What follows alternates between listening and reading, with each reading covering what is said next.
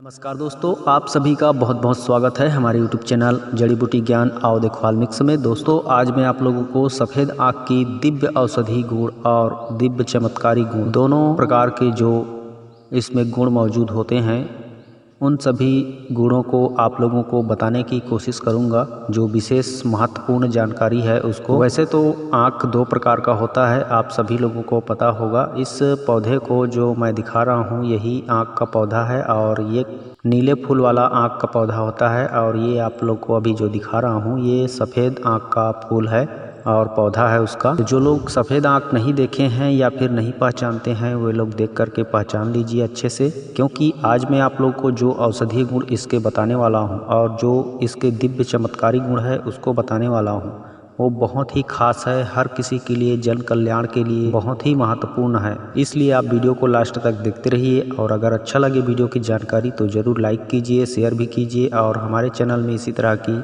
हर एक वनस्पतियों की जानकारी अगर देखना सुनना चाहते हो तो हमारे चैनल के साथ जुड़े रहिए। नीचे सब्सक्राइब का बटन दिया गया है, उसे दबा करके बगल में नोटिफिकेशन बेल आइकन घंटी को भी दबा के रखिए ताकि हम जब भी वीडियो अपलोड करें इसी तरह की तो उसकी सूचना आपको तुरंत मिले और आप उसे सबसे पहले देख करके जान करके लाभ उठा सको। तो चलिए बताते हैं आप लोगों को इस आँख के पौधे का बहुत ही दिव्य औषधीय गुण। तो दोस्तों, आज मैं आप लोगों को इस आँख के पौधे के बारे में जो भी जानकारी बता रहा हूँ यह हमारे हिंदू धर्म ग्रंथों में, आयुर्वेद के ग्रंथों में वर्णित है। अगर आप ज़्यादा जानकारी डिटेल में जानना चाहते हो तो आप किसी आयुर्वेद ग्रंथ को अध्ययन करके देख सकते हो या फिर आपके आसपास में जो वैद्य हैं जाने माने उनसे परामर्श लेकर के पूछ करके इनकी औषधि प्रयोग कर सकते हो। और इनकी जो भी चमत्कारी गुण है उसको पाने के लिए अगर प्रयोग करना चाहते हो तो आज मैं जो बताऊंगा उस तरीके से भी आप कर सकते हो या फिर किसी और जो तंत्र क्रिया करते रहते हैं उनसे करवा करके आप इसका चमत्कारी फायदे ले सकते हो। तो सबसे पहले हम आप लोग को इसके औषधीय गुण बताते हैं, उसके बाद आप लोग को बताएंगे इसके चमत्कारी गुण जिससे आपके घर में सुख शांति धन धान्य की हमेशा वृद्धि होती रहेगी और आप हमेशा खुश रहोगे। तो इसका औषधीय गुण इस तरह से है कि इसकी जो जड़ से लेके फूल पत्ती तना हर एक चीज़ औषधीय गुणों से भरा हुआ है और यह दर्द निवारक औषधि के रूप में बहुत ज़्यादा प्रयोग होता है। और शुरू करने से पहले मैं आप लोगों को एक और बात बता देना चाहता हूँ कि इस आँख का जो पौधे का पत्ते को तोड़ोगे तो उसमें से दूध निकलता है। उस दूध को कभी भी तोड़ते हो, उपयोग करते हो तो विशेष ध्यान देना कि आँख में ना जाने पाए। अगर आँख में इस आँख का दूध चला जाए तो आँख खराब हो सकता है, आँख की रोशनी गायब हो सकती है। इसलिए इसका दूध आँख में जाने से बचा करके उपयोग करें। और ऐसा नहीं है कि आँख के लिए इसका दूध घातक है तो यह फायदेमंद भी नहीं है, ऐसा बिल्कुल नहीं है। इसका मैं फ़ायदा भी आप लोग को बताऊंगा, बस वीडियो में बने रहिए। तो सबसे पहले इसकी जो जड़ होता है उसकी फ़ायदे के बारे में जान लेते हैं। इस आँख के पौधे का जड़ बहुत ही अचूक औषधि है दर्द को दूर करने के लिए। गठिया, साइटिका, लकवा, बात के जो रोगी होते हैं जिनके हाथ पैर में दर्द रहता है, कमर में दर्द रहता है, घुटनों में, जंघों में, जहाँ कहीं भी दर्द होता है, कमजोरी रहता है, हड्डियों में कट कट की आवाज़ आने लगती है, हड्डियाँ कमज़ोर हो जाती है, तो इस तरह के समस्त प्रकार के जो तकलीफ़ होते हैं उन सभी तकलीफ़ों को दूर करने का अचूक रामबाण औषधि प्रयोग मैं बता रहा हूँ इसके जड़ का।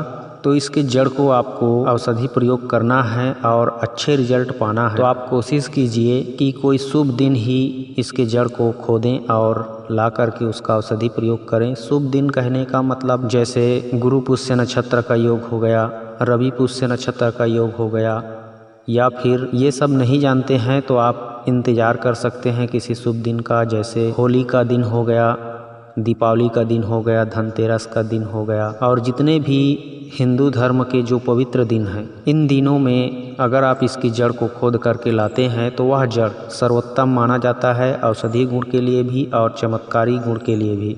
और मान लो कल के डेट में कोई शुभ दिन है और आपको उसे लाना है तो आज के डेट में आपको जा कर के इसकी पूजा पाठ कर लेनी है। मतलब एक दिन पहले जाके इसमें सिंदूर का तिलक लगा के, अगर है तो गंगा जल छिड़क के, नहीं है तो ऐसे ही शुद्ध जल छिड़क करके, धूप दीप अगरबत्ती जला के, ऐसे ही सामान्य पूजा पाठ करके, हाथ जोड़ के नमन करके आपको बोल लेना है सबसे पहले कि हे दिव्य औषधि गुणों से भरपूर आक, पेड़ या पौधा, आप हमें आशीर्वाद दीजिए और क्षमा कीजिए कि हम आपकी औषधि प्रयोग करना चाहते हैं, थोड़ी सी आपको कष्ट देना चाहते हैं। अगर आप चाहते हैं कि आपकी औषधि के द्वारा किसी का जन कल्याण हो, किसी की जीवन बचे या फिर किसी की जीवन में खुशियां आए, तो आप अपनी जड़ देने की कृपा करेंगे। और हम आपसे यही उम्मीद और आशा लेकर के आपके पास हाथ जोड़ करके विनती करने आए हैं। और कल जड़ की खुदाई करके जड़ का कुछ हिस्सा आपके पास से ले जाएंगे और आप अपनी शक्ति उसमें बरकरार रखिए और हमारी मदद कीजिए। इस तरह से बोल के पूजा पाठ करके आ जानी है और अगले दिन जा करके फिर उसका नमन करके उसकी जड़ को खुदाई करके ला करके उसे साफ करके धो करके सुखा लीजिए। सुखाने के बाद उस जड़ को आप चाहें तो तांत्रिक क्रिया कर सकते हैं और औषधि प्रयोग करना चाहें तो औषधि प्रयोग कर सकते हैं। अगर औषधि प्रयोग करना चाहते हैं तो उसको पाउडर बना लीजिए कूट पीस करके।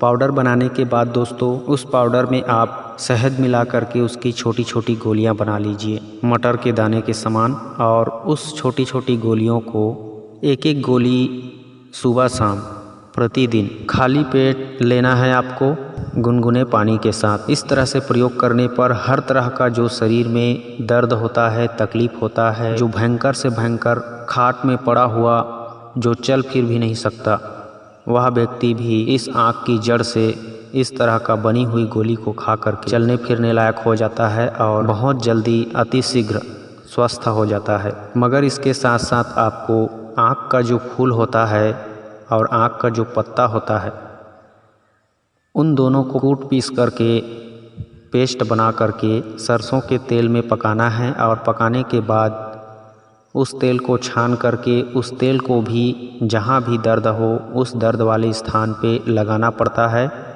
तो बहुत जल्द आराम मिल जाता है। अगर ऐसा नहीं करना चाहते हैं तो इस आँख के पत्तों को कुचल करके पेस्ट बना करके उस पेस्ट को जिस अंग में आपकी कार्य क्षमता ना हो, जिस अंग आपका कार्य ना कर रहा हो, उस अंग में इस सफ़ेद आँख के पत्तों को या फूलों को पीस करके लेप करने से भी वह अंग चलने लगता है, उस अंग का दर्द खत्म होता है और उस अंग की परेशानी दूर हो जाती है। इस तरह से आप इसकी जड़ों का गोली बना करके और इसके पत्तों का पेस्ट लगा करके अपने सारे दर्द से मुक्ति पा सकते हो।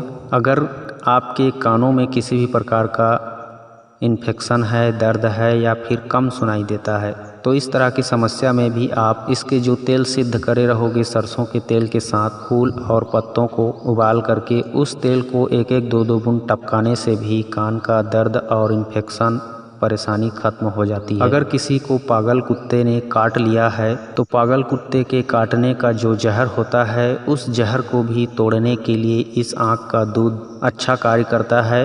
इस आँख के दूध को तोड़ करके निकाल करके थोड़ी थोड़ी मात्रा में, मतलब पत्ते को तोड़ के उंगली में थोड़ा सा लगा लीजिए और उसको चटा दीजिए जिसको पागल कुत्ते ने काटा है, थोड़ी मात्रा में, ज़्यादा मात्रा में नहीं, क्योंकि यह भी एक जहर होता है और जहर को जहर ही काटता है। तो यह पागल कुत्ते के जहर को आसानी से काट देता है अगर आप इस तरह से थोड़ी थोड़ी मात्रा में प्रतिदिन चटाते हो तो एक एक बार। अगर आपसे ये सब नहीं हो पाता, आपको थोड़ी बहुत शंका है, डाउट है, तो आपके आसपास यदि कोई अच्छे जानकार वैद्य हैं तो उनसे परामर्श लेकर करें, क्योंकि यह दूध भी एक जहर होता है और जहर को तोड़ने के लिए जहर ही काम आता है। इसलिए इसकी मात्रा आदमी के प्रकृति के अनुसार तय होती है, इसलिए आप ज़्यादा बेहतर है वैद्य या डॉक्टर से सलाह लेकर के करें, तो निश्चित रूप से आपको पागल कुत्ते का जहर को भी आप नष्ट कर सकते हो।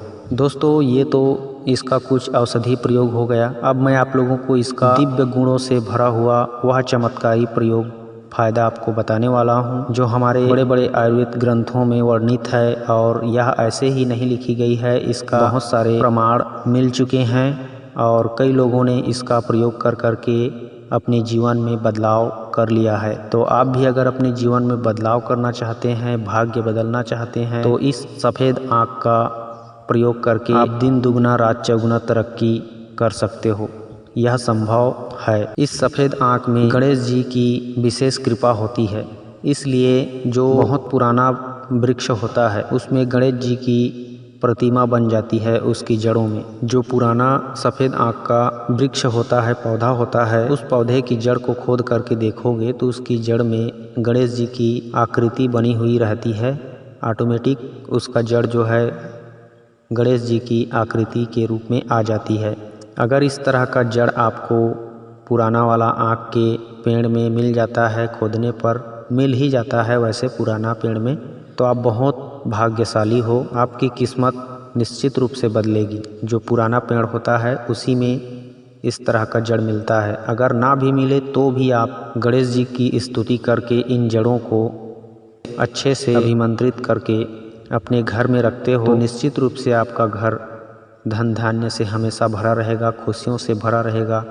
कभी घर में कोई नकारात्मक ऊर्जा प्रवेश नहीं करेगी। आपका घर हमेशा सुरक्षित रहेगा हर एक प्रकार के बुरी नज़रों से, हर एक प्रकार के शैतानी बुरी आत्माओं से, दुष्प्रभावों से। तो उसके लिए आपको करना क्या है, इसकी जो जड़ होता है उसको पहले जो मैं बताया उसी तरीक़ा से किसी अच्छे शुभ दिन में खोद करके निकाल लेना है। और निकालने के बाद अगर आपको अभिमंत्रित करना नहीं आता, स्थापित करना नहीं आता तो कोई बात नहीं है। जो गणेश जी का मंत्र होता है, अगर गणेश जी का मूल मंत्र आपको नहीं पता है तो किसी पंडित से पूछ लीजिए, या फिर ओम गण गणपताय नमः का जाप करते हुए पूजा पाठ कर सकते हैं। तो पूजा पाठ आपको कैसे करनी है, जैसे सिद्ध करना है आपको इसकी जड़ को धन प्राप्ति के लिए, घर में सुख शांति के लिए। तो इस सफ़ेद आँख की जड़ को गंगा जल में धो करके उसमें सिंदूर का तिलक लगा के, धूप दीप जला के आप एक मुट्ठी चावल में हल्दी का घोल मिला करके